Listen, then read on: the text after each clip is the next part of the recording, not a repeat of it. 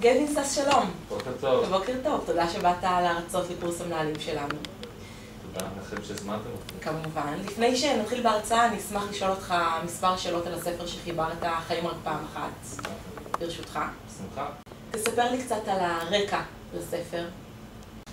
הספר הוא בעצם מבוסס על סיפור המחלה של אבא שלי. אגב, סיפור שהוא שכיח להרבה משפחות, רק שבמקרה שלי ושל המשפחה שלי זה התחיל בגיל מאוד מוקדם.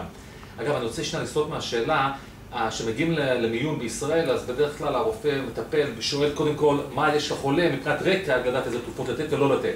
כשאנחנו הגענו למיון עם אבא, השאלה הראשונה הייתה מה יש לו, היינו אומרים, מה אין לו, העיניים בסדר. כלומר, למעשה היה לו הכל. אבל דבר אחד היה מאוד בולט אצלו מעבר לעובדה שהוא היה איש מאוד חולה. הוא היה איש אופטימי בצורה יותר רגילה.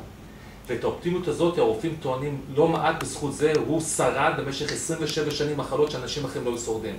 ולקחתי ממנו את האופטימיות, את אהבת החיים, את הפסיכולוגיה החיובית, ותרגמתי את זה בסופו של דבר לספר שיכול לעזור לאנשים איך ליהנות ולחיות את החיים בצורה אופטימלית והטובה ביותר, גם שלא נראה שהכל ברור וטוב.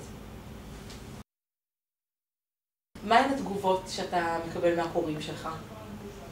זה פשוט מדהים. זה באמת אנשים שלוקחים כמה דקות מהחיים שלהם, או לכתוב באימייל, או לכתוב באמזון, או לשלוח לי מכתב.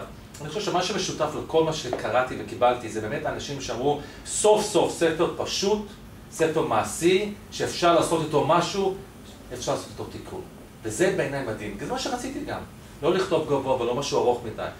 וקיבלתי לא מזמן איזה מכתב מגברת מצפון הארץ שכותבת לי שהשלים עם אחותה אחרי 5 שנים של סכסוך בעקבות ירושה, בעקבות קריאת הספר. שקיבלה החלטה, מספיק עם הגאווה, מספיק עם הכבוד, צריך לוותר, משום שבאמת אין עוד הזדמנות.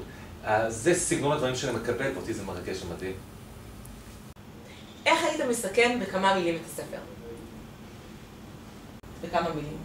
וואו, שאלה גדולה. נותן לך תשובה קצרה, אנחנו קצרים בזמן, אני צריך להיכנס לכיתה. תראי, בדרך כלל אנשים, מתי הם קונים ספר כזה? שקרה משהו, שנמצאים איזה צומת דרכים, טרגדיה שלא נדע, ואז זה הטעות הכי נפוצה. אני בא ממקום אחר ואני אומר לאנשים שטוב להם, לא צריך שיקרה משהו רע כדי לשדרג את החיים שלך. כל הזמן צריך לשדרג ולשפר אותם. והספר הזה הוא כלי שיושב ליד המיטה בערב, וכל ערב, דף, 2 דפים, תרגילים בין הזוג עם הילדים, כל הזמן מכוון אותך כדי לשפר וליהנות מהחיים בצורה הכי טובה שאפשר. אין עוד הזדמנות. יום שעובר לא חוזר בסופו של דבר, ואנשים מתבלבלים. ולכן אני אומר, מגיל 20, מגיל 15, מתי שצריך לקנות ספר כזה, או את הספר הזה, להתחיל ללמוד מאחרים, לפתח גישה חיובית, להיות אופטימית, ליהנות מהחיים, לפרגן לחברים, לצמצם את הכבוד ואת האגו, ובסופו של דבר אנשים יכולים באמת ובתמים לחיות חיים יותר טובים ומלאים. וואו. גווין, תודה רבה. אני בטוחה שהמנהלים שלנו ייהנו מההרצאה שלך ומהספר שרכשנו עבור כל אחד מהם. תודה.